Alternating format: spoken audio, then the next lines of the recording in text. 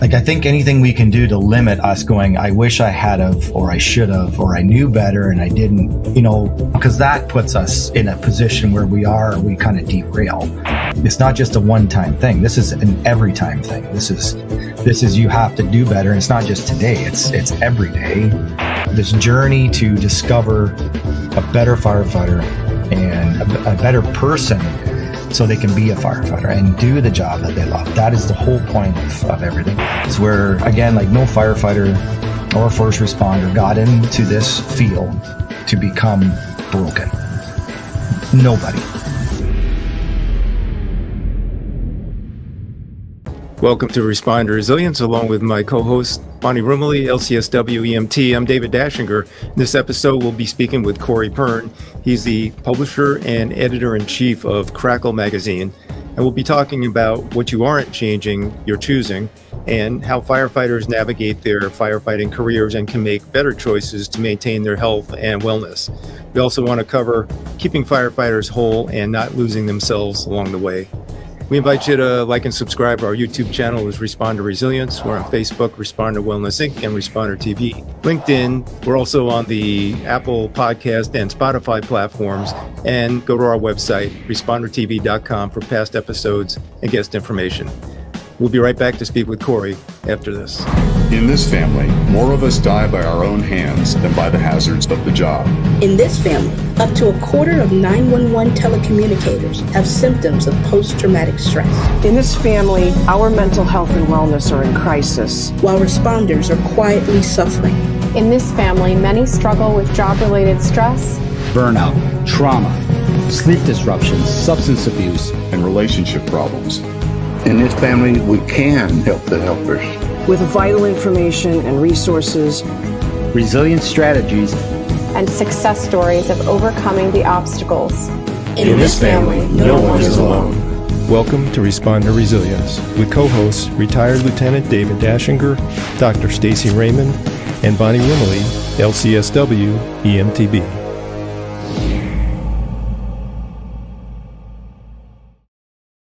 In this episode, we'd like to welcome Kory Pearn. He's the publisher and editor-in-chief and CEO of CRACKYL Media, Inc., and he's a 20-year professional firefighter, an industry author, and keynote speaker who acts as a passionate mental health advocate, spreading awareness on what it takes to not only survive, but thrive in the dynamic job of firefighting. Kory, warm welcome to Responder Resilience. Yeah, thanks for having me. We've been very excited to have you, so thanks for the time today. Absolutely. That's great. I'd love to hear a brief look at your career and how it formed, and then how did you get to this place of coming up with the idea for a firefighter wellness magazine? Yeah. So like it was mentioned, I've been on 21 years. And my career is, getting into the fire service was something I never thought I was, wasn't in my books, I guess, and in my scope. And it was something that I kind of stumbled onto.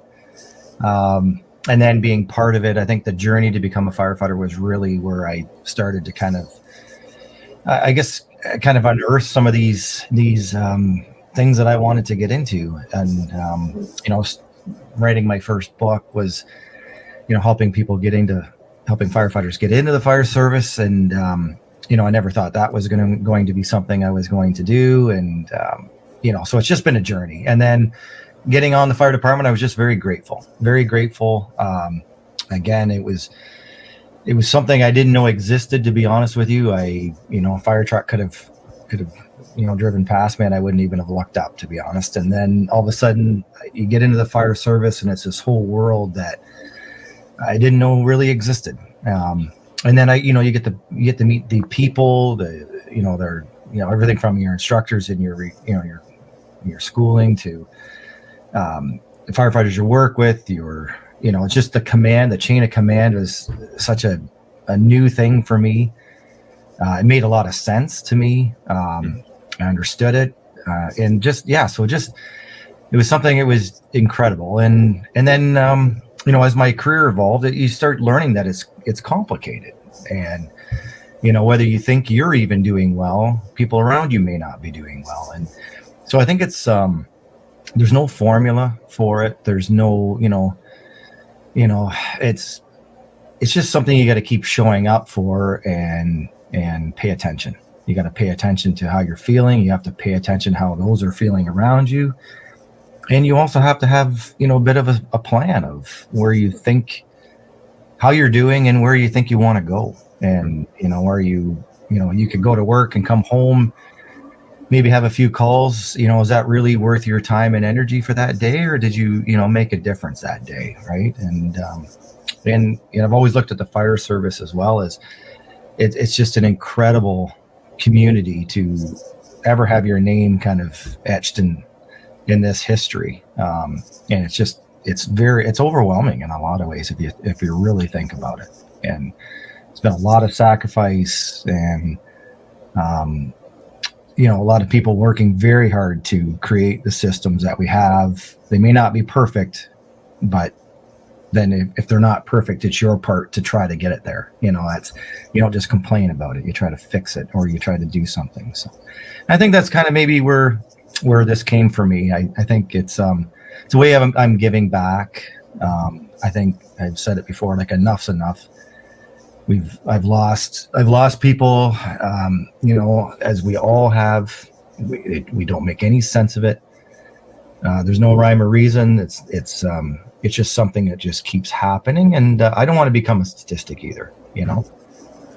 So I think it's maybe a self-preservation, attempt as well in a lot of ways, because I know I'm not perfect, and there's so much to it that maybe I'm off on a journey that is a road that maybe is a dead end. So there's a lot to this, and I think it's very motivating for because I can pull from many different reasons as to what keeps me going and why I'm working on today. Yeah. We were talking before we started recording about how it's easy to kind of be in a bubble in a fire agency, fire department, and not be that aware of what else is out there in terms of resources or different approaches, tools, especially when it comes to mental health and physical wellness.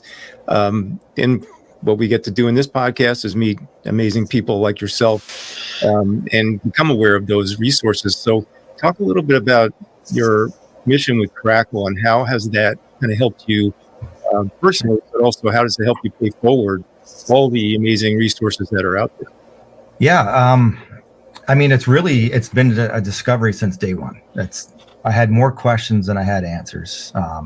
I have many firefighter, comrades that I don't work with at my, station or fire department. And, you get talking and it's all the same things. And so I think we just had a lot of questions, and it's just, am I one call away from not being able to do this job anymore? How fragile are we? And, back to your, living in a bubble, you can get away with it until that bubble pops. And then you realize that, you're really alone and you haven't, kind of been keeping up with what is available to you and things like that. And we're terrible at asking for help. So this, again, the discovery is, why is that? Why do we think we need to know everything? And, and I think, so it's just been a discovery as to what makes us be able to do this job, but also what deteriorates us as we trying to pay attention at doing the job well, but we're actually not realizing we're that weathered stone on the beach that's getting, weathered away, and we're losing pieces of ourselves, and we're not ready when we finally realize that that's what's happened. And I really think it is simple in some ways, where again, like no firefighter or first responder got into this field to become broken. Nobody. And not only that, they're the people that are kind of like, they're high functioning people. They like challenges.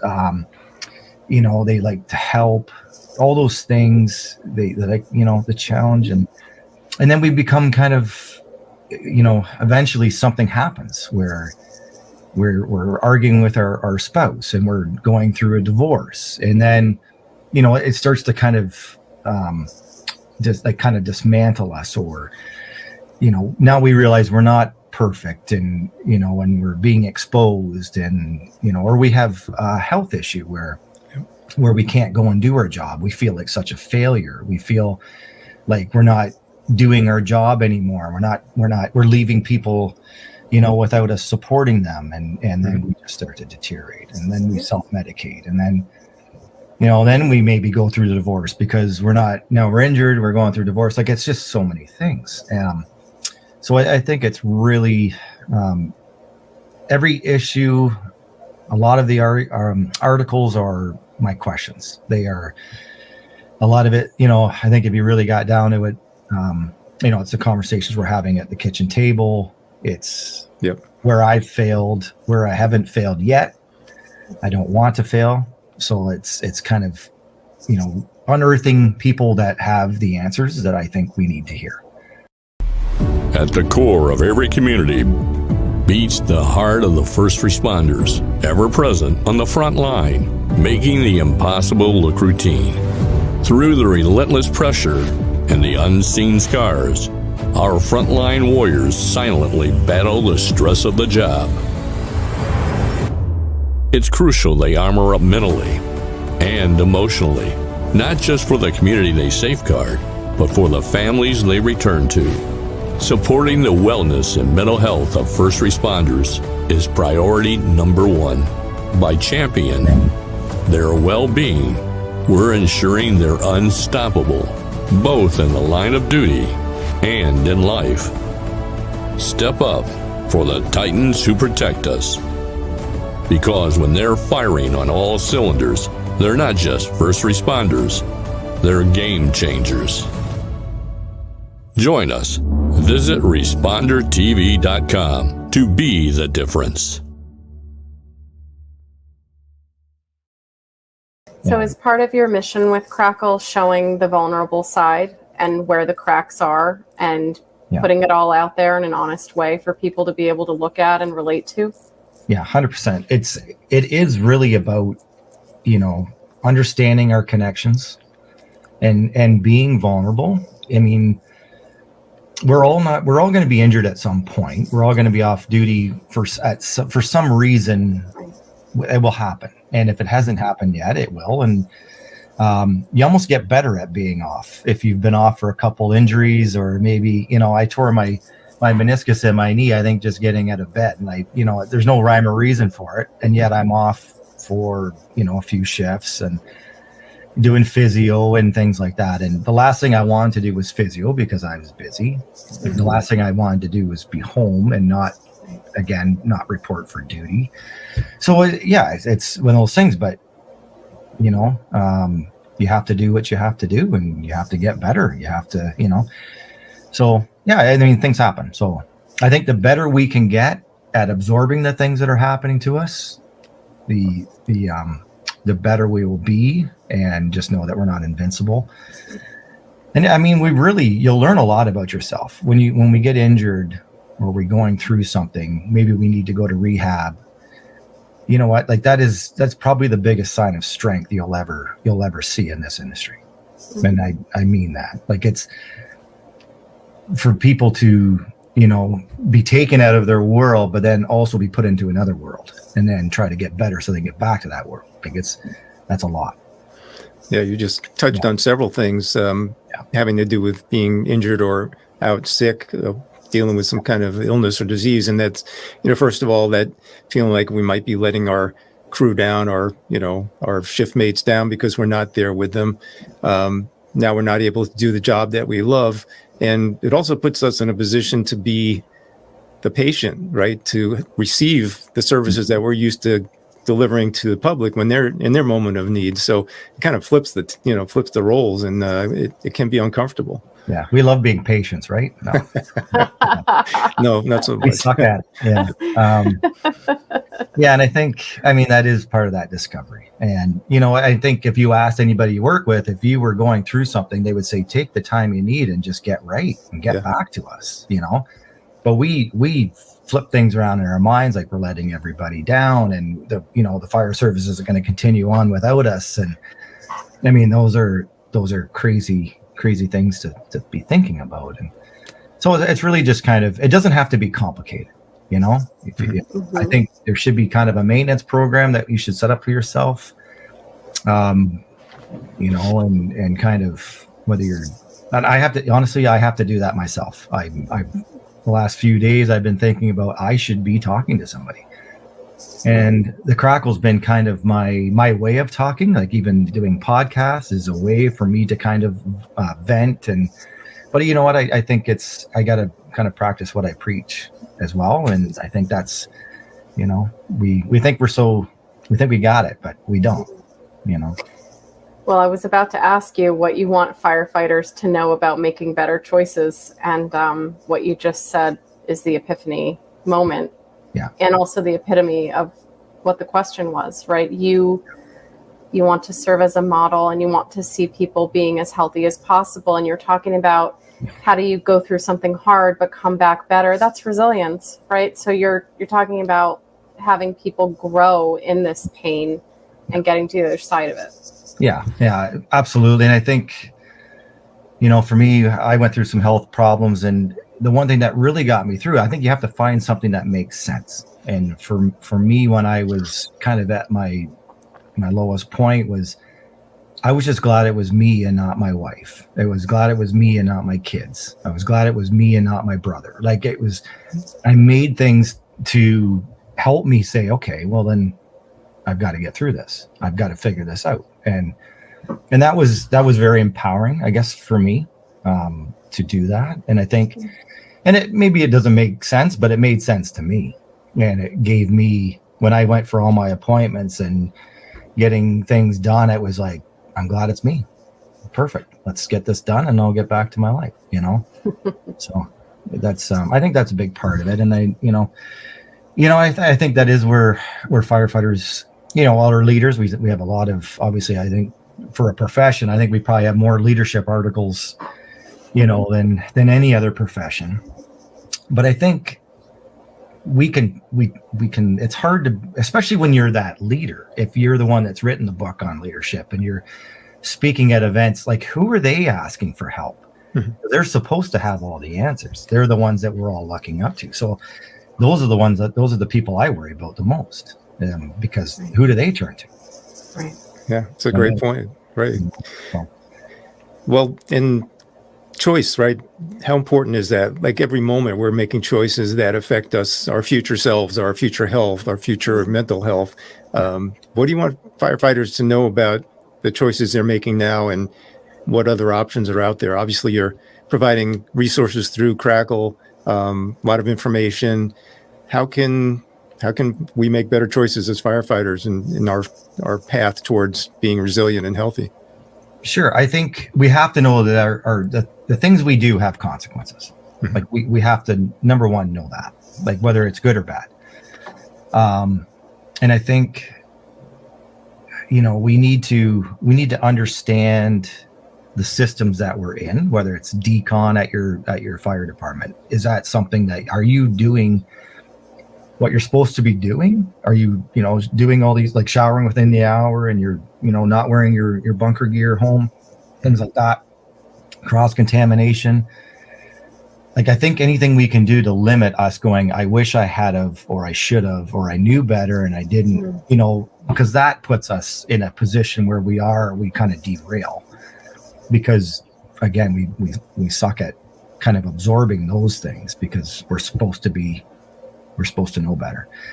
And I think, so those are part of your choices, you know, whether it's an inconvenience to clean your bunker gear after a fire, you're just going to get it the next time. And then you never did. Like, it's inconveniences that, you know, kind of put us in certain situations. But again, you make that choice and choose it every time.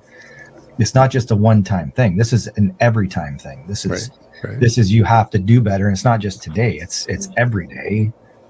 You know, and I think for the most part, we make choices, you know, and we have people that are so dedicated to fitness, things like that. And life is modular where, you know, maybe, you know, I've gone through stints where I drink too much, you know, I'm not perfect, and it's, you know, when is too much not enough, things like that. So even if it's 2 beers a night, do I really need 2 beers a night? Why am I drinking those 2 beers a night?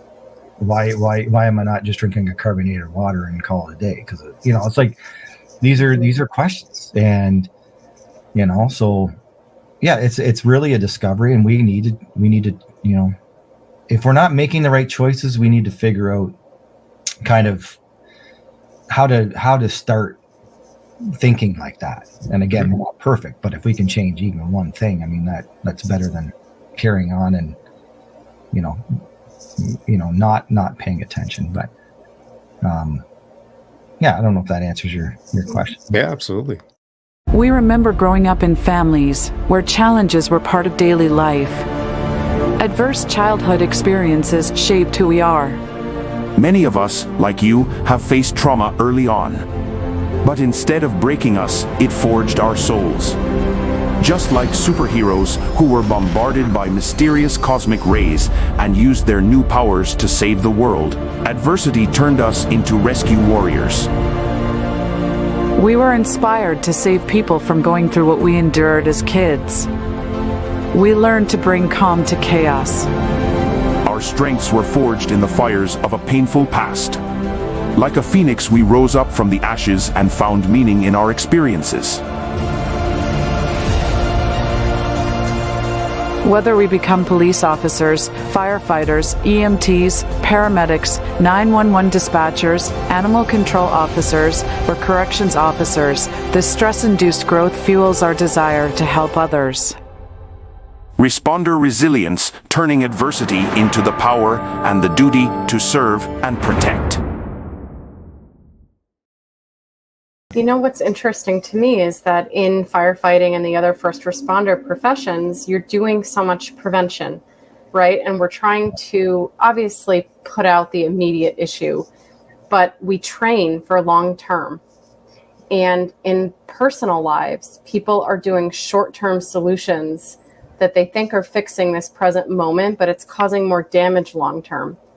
So if we could get people to shift their thoughts and think more of this moment is your long term too, rather than those kind of instant gratification moments, I think that everybody looks for, especially because when you're at work, it is high stress and there's politics, but there's also what's happening on the calls and the danger that everyone's involved in. So I think it leads to some of those short-term impulsive decisions about drinking or sex or name any of the topics that impact everybody. But what you're doing is you're detrimenting your long-term.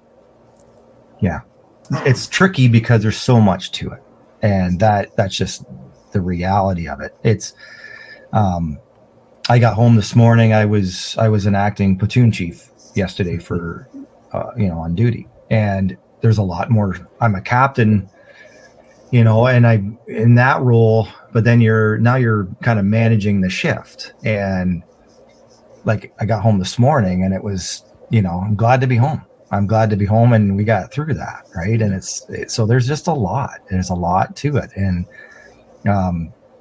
And I find every time we get promoted in our career, sometimes it's before we're ready. We're never really ready for the next thing. Like whether today's the day we're driving the apparatus, tomorrow's the day we're a captain and we're taking a crew inside. Like so I just feel like we're never really ready. But yet we always more or less rise to that occasion. That's something that we do. And that's like, there's no real formula for this.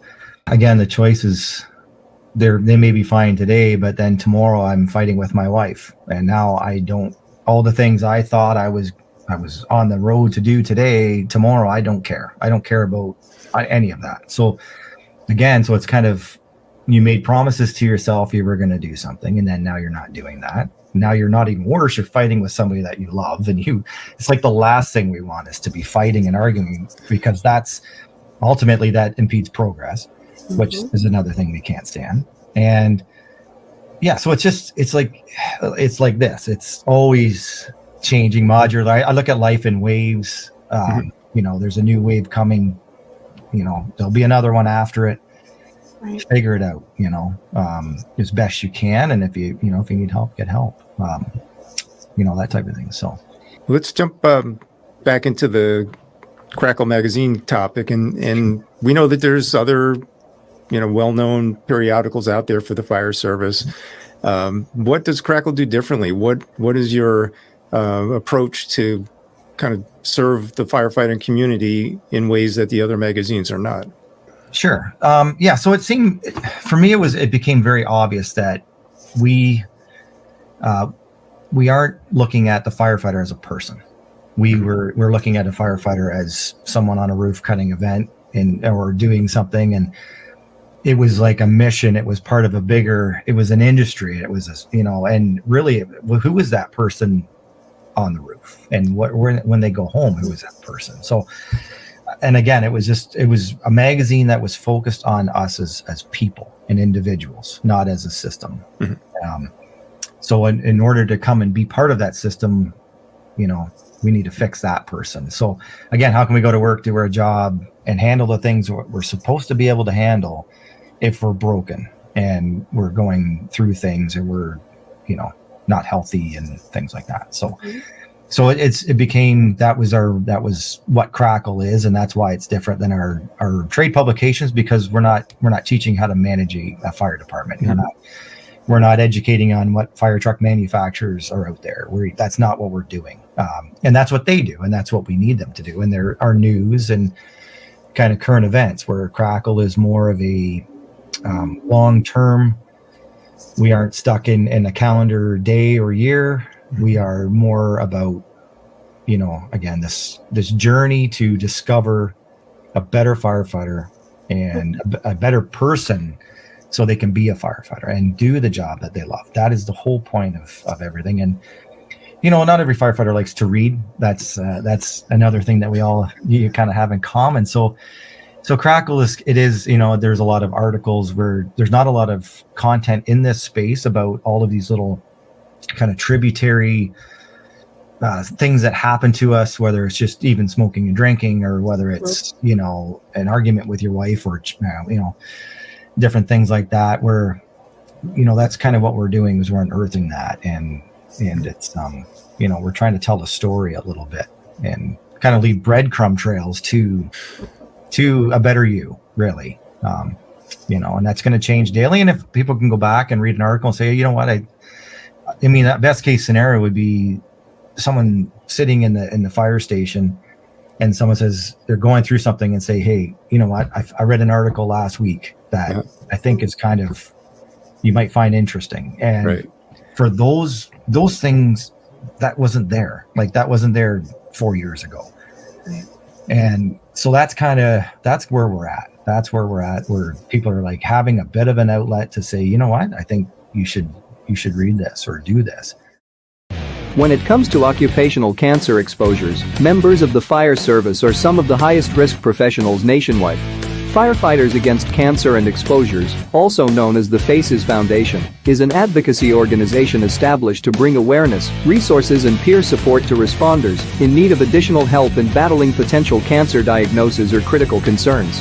The FACES Foundation was established by a national alliance of first responders to offer supplemental resources for firefighters. One of its core initiatives is cancer awareness in the form of prevention and early detection, supporting vigilance about occupational cancers and cancer recurrence through our national Get Checked Now campaign. Also, the FACES Foundation publishes a major public catalog of resources for the many areas of need, including information on clinical and mental health therapies, benefits and compensations, funding sources and financial strategies. For more information, please visit the FACES website at facesusa.org. What are some specific things, Kory, that you've learned from some of the contributing authors and the articles they've written? Well, some of it is kind of understanding our parenting. Mm-hmm. So we're hard on our kids in a lot of ways, in certain ways, because we go to work. I mean, we have tool boards that have, painted silhouettes of where that tool goes. And, we have a chain of command, and especially as you move up through your ranks, when you talk, people listen, right? That's just the way it is. Mm-hmm. We have a lot of authority. And then we come home and we try to talk to our kids about something, and we can't understand why, all these glasses are on their dresser in their room, and they can't seem to find that and get that to the dishwasher. it blows our minds, right? You know, and again, even I call it the changing of the guard, where when I go to work and I come home, I expect things to be kind of how I left it. I think that subconsciously, not like I'm giving orders. Sure. And then you come back, and then, you know, the dishes are all in the counter, and you know, the house is a bit not in the order that you left it in, that you fought to get it in.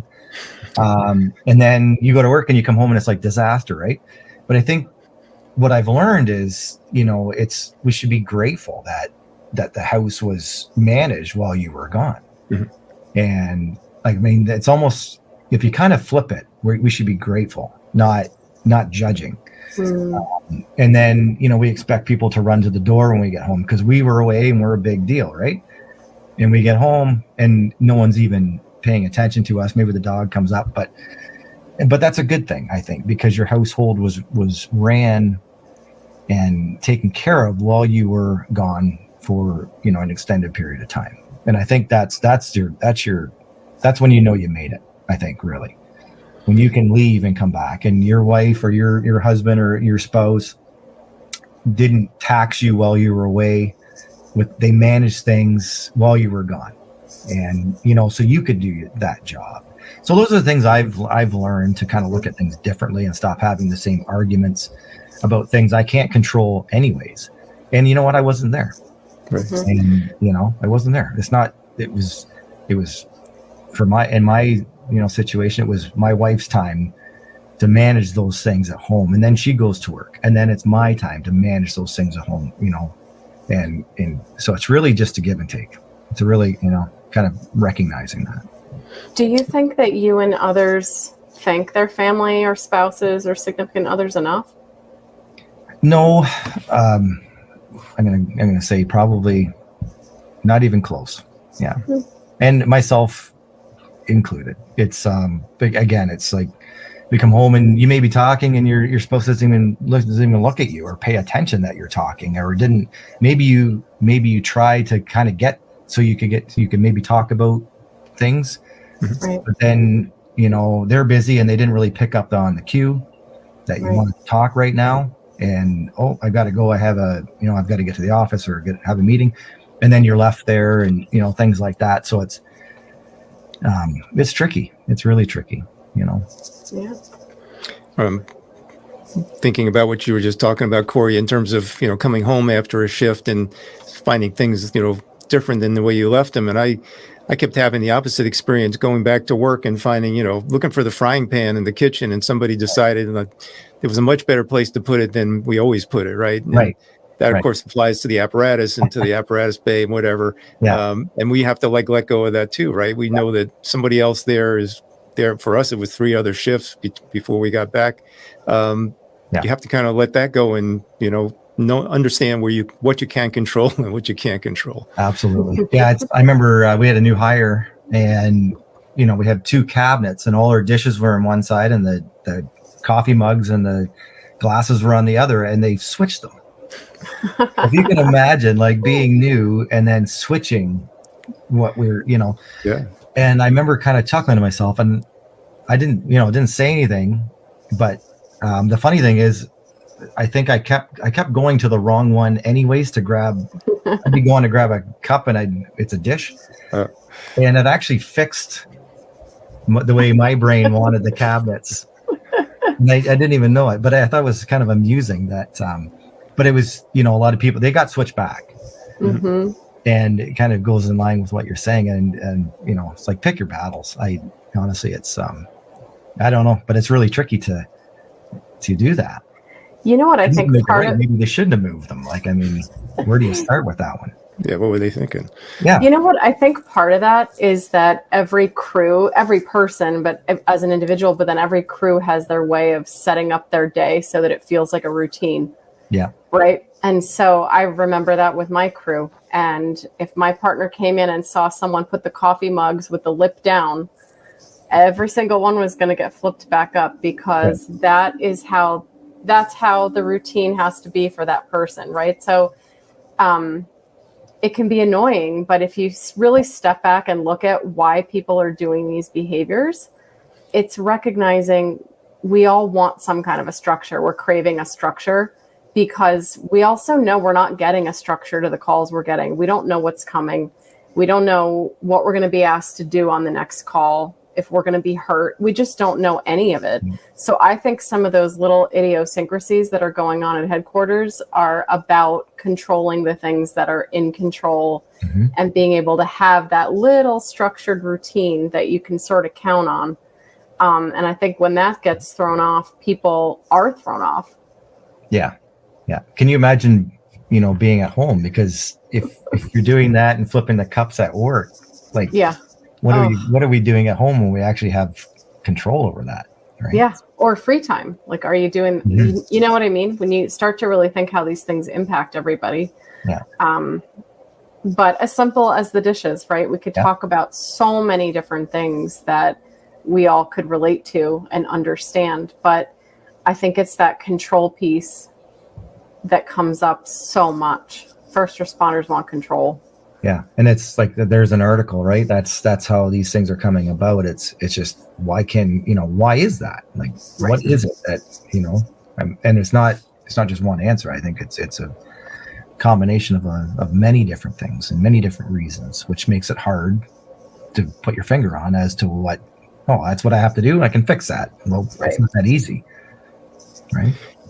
Well, we touched on this a little bit, and that's, the sort of turnover, moving up the chain of command, promotions, but also new firefighters coming into the service as there's a lot of retirement, people leaving. So we are seeing a lot of younger people coming in who are basically the future of the fire service. So what's your philosophy on mentoring those people who are either just starting out or maybe they've just gotten promoted to a leadership role after just a couple of years in? What are your thoughts about that, Kory? I think in some ways kind of get out of their way and see, because I got to look at things like what we're doing in a lot of ways isn't working or hasn't worked. So to do more of some of those things doesn't make any sense to me. And maybe, people coming in might have some answers for us. Like we work out on duty every shift type thing. And it's just, usually we do yoga, Pilates, isometric, something simple, but it's really just a stretch. And that has changed just even our day. Just, we've done something for us, and it was kind of a team building thing. And when I started 20 years ago, you would have been laughed at, and it would have been, number one, they wouldn't have gave you the time to do it. You would have had to do it on your break or your own time, but then there's still duties when you're on break. So it just wouldn't have been supported, and it would have been really, would have been a big inconvenience to have you do that on shift. And so now that I'm a captain, I can set the tone for the day in that way. It's something that, I enjoy it a lot, and I know they do as well. And they've also said it's easier, from the top down to kind of implement some of this stuff. And they're 100% right.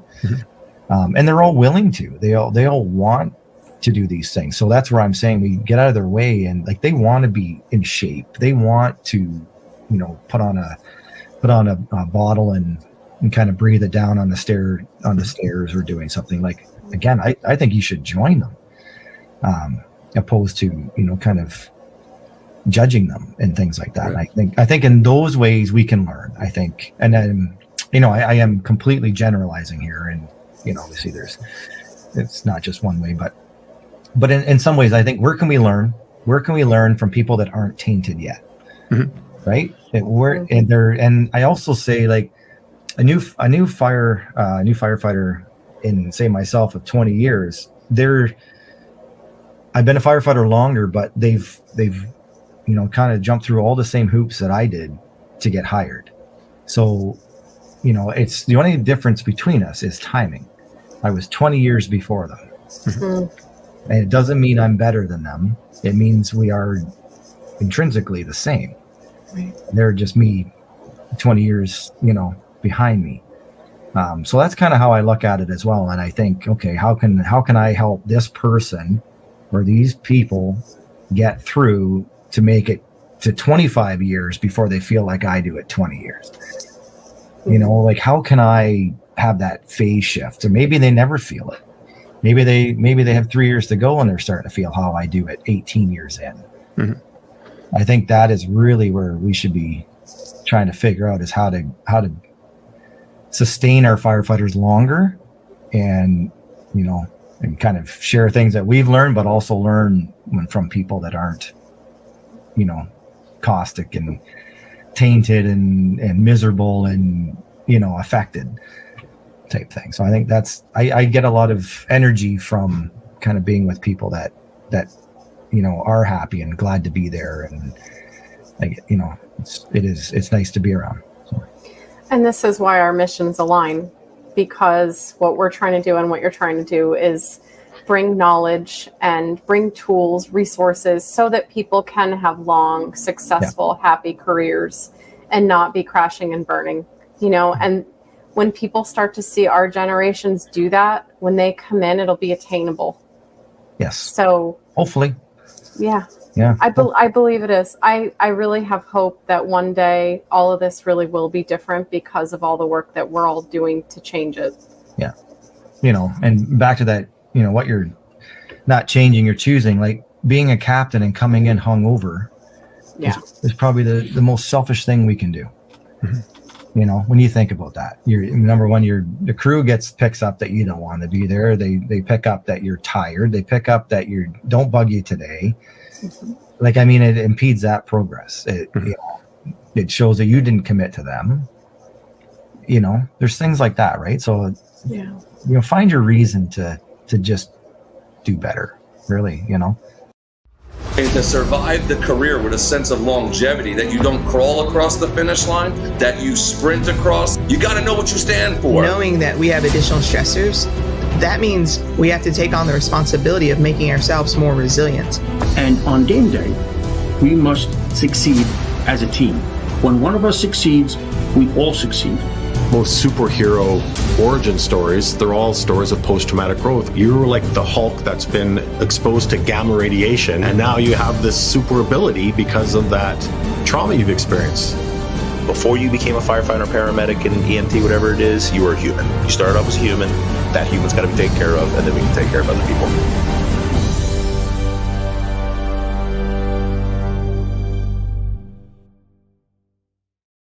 We serve our people inside the agency as well as the public, and to remember that's part of the mission as an officer, particularly, that when we show up, we're showing up for them.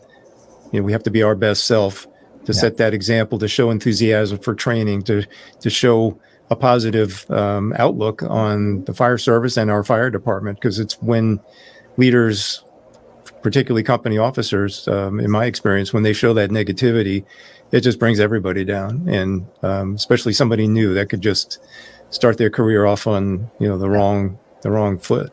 Yeah, and like when you see that negativity, though, like my brain says, well, what is making them negative? Mm-hmm. Why they're either feeling overwhelmed. It could be something underlying where they feel like an imposter, maybe. It's a way of deflecting. It's you know, there's all kinds of reasons. And, you know, instead of just being like, oh, that guy's an asshole, to stay away from him today, like it should be really like, why? Like, why is he, you know, being disconnected today? And, you know, like it's natural to repel, but we should actually go to them, you know, and build it. And again, it's what we're supposed to do and what we do are two different things. And it's not easy to do what we don't really know. You know, it's a little difficult to go to your captain and say, "Hey, have you thought about going to therapy? You want a hug?" Yeah, you know, absolutely. But again, it's really why are they, you know, are they overwhelmed with who's in charge today? Type thing. Is there some history there? Like all kinds of things, right? The other thing that I think leaders forget is it's like being a parent at home, right? When you're in a bad mood, what do the kids think? They think they've done something to hurt you or it's their fault. Yeah. Well, truthfully, it's no different at your agency when you're in charge. You know, if you are treating people that way or giving them a cold shoulder or being snippy or short, they're going to take that on. And we don't want people worrying about themselves and how badly they have to feel now. We want them to take care of the patients and the fires and all the reasons why we're all called to do the work. Yeah. Right. So if you think of all of this stuff that's going on as distraction and noise that we have to fix, because it's all a barrier to the treatment that we're all trying to provide to the world. Yeah. Here we're talking about leadership, and I wasn't expecting to talk about leadership today. And to be honest, I haven't really talked about leadership in any of my podcasts. So, but I think that it's definitely a big part of it. And I think, we're kind of unearthing some of it, but it's the iceberg, really there's a lot going on, it's the clowns in the circus for the day, as, I like to say. And some of that can just be affected, as well. And we, so we're learning as we go. And as your career changes and as you move through the ranks and things like that, it's like you get to the new level and you're like, oh, wow, this is different, right? Now you're looking a different way, and you were looking at, looking from the bottom up, and now you're from the up looking down. And, it's like, if we can share, what each other's feeling, you don't know what a captain's feeling until you're a captain, really. Like that. So how do we get a new firefighter to understand what a captain's going through? So when we say do this or don't do that, there's a reason why. Like, right. You know what I mean? We're not just saying it. Yep. But we don't really explain why we're saying it. It's just do it. Right. Yep. So somehow, if we could kind of have a lens for our firefighters that aren't in those positions to see and put themselves in the shoes of the people that are managing them, a lot of it's babysitting and not being a captain, or like, you know what I mean? So how can you get that captain to be a leader and actually do their job as a captain, opposed to babysitting all day? And then how can the captain not treat people like they're a bunch of kids? And respect them, because when they go home, they're the fathers and the mothers of, and things in their families. So how do you go from being the head of your family to like, go clean the dishwasher and you're nothing here? Right. How do we do that? It doesn't make any sense to me. When you're in a department where you can act up, in other words, there's acting officers who become lieutenants for the day, or acting captain for the day. That does give you a little taste of what it's like to be the captain. And that's the toughest role to have is that crossover, because today you're telling people what to do and tomorrow you're back on the truck again. Right. And it's, especially if you're not one that they, does the work that you've asked the people the day before to do. Exactly. And it can be humbling, right? To go from that officer back to maybe you take overtime and you're driving the ambulance on the next shift. And, well, we've covered a lot of ground, and I'm so glad we got into the leadership piece, because we love talking about that. Please share with us anything new you have going on. I understand you have a CRACKYL app, and let us know where we can find you, the magazine, anything else going on the internet, social media. Sure. Yeah, so our new exciting thing is we've created an app for the health and wellness, and being kind of an outlet for all our content and things to this point. A lot of it was trying to meet firefighters where they are. We want to get to the point where the firefighter can use the app daily. We are working on version 2 right now, and that's where we're, it's going to be evolving. So I definitely, for now, it's just to get the app on your phone. We have big plans. We have big plans for it to be a tool for us to use. And I don't have a lot of apps on my phone, so I keep saying get it to a point that I would actually put it on my own phone. That's my mission. But for now, to be able to do the things we want to do, it's just download it, get it on your phone, and just watch it evolve. And we're going to have some gamification sides to it. We're going to be able to follow you through your career. We're going to kind of understand. Right now we're kind of throwing darts at what firefighters want and need, but eventually we're going to know what firefighters are wanting, because they're going to tell us. And that's, when has anybody ever asked us what we wanted? So it's kind of, we're kind of taking a different approach, and we're trying to, number one, remain completely thoughtful to the firefighter. If you're having a minute or taking a minute to actually, look CRACKYL's way and, trying to unearth something or a question you have, like, we want to make sure we're not wasting your time. So everything, we're doing is trying to be thoughtful and not wasting your time, the same as I wouldn't want my time wasted. Mm-hmm. And then, and actually have an impact in you in some way, shape, or form. So there's lots more to come on the app. And when I say, like, we have version 2, 3, 4, already figured out, it'll roll out pretty much throughout this year. So it's not like it's, in a year it's going to be different. Like it is going to keep evolving. So again, just get it on your phone and let me do the work. So yeah, you'll push the good stuff out. Yeah. And I think, it's obviously the biggest lift to get someone to actually download something and put it on their phone. And we totally get that. And, so there is a leap of faith that, the firefighter needs to take. And we do appreciate that. So, and as far as the magazine is concerned, we're really just trying to hold the line on that one. Just try to keep putting out, the quality of content that you've been accustomed to.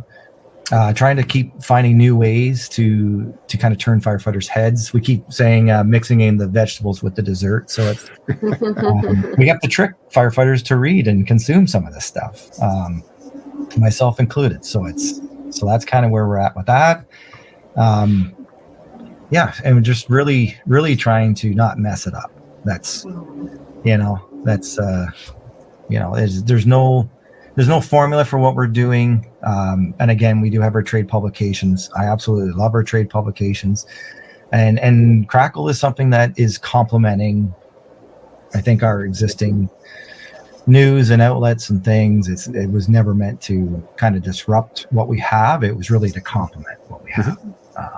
So that's really what we're doing. And I'm just trying not to burn out myself and take my own advice. So, and it's, there's a lot of moving parts to it, but absolutely. Yeah. To be a full-time fire captain and be a CEO and publisher, that must be quite an undertaking and juggling act. I keep saying I'm past the point of where I know what I'm doing. Maybe that's a good thing. Yeah. So it's really, it's just keep showing up. That's all I can do, and keep following my gut and, do what I feel is right. So. Well, it's exciting, and we really appreciate you taking an hour out of all of your jobs to share your insights with us. We love your content, and we're really grateful that you're doing your job. Yeah, thank you very much, and thanks for doing what you're doing. Yeah.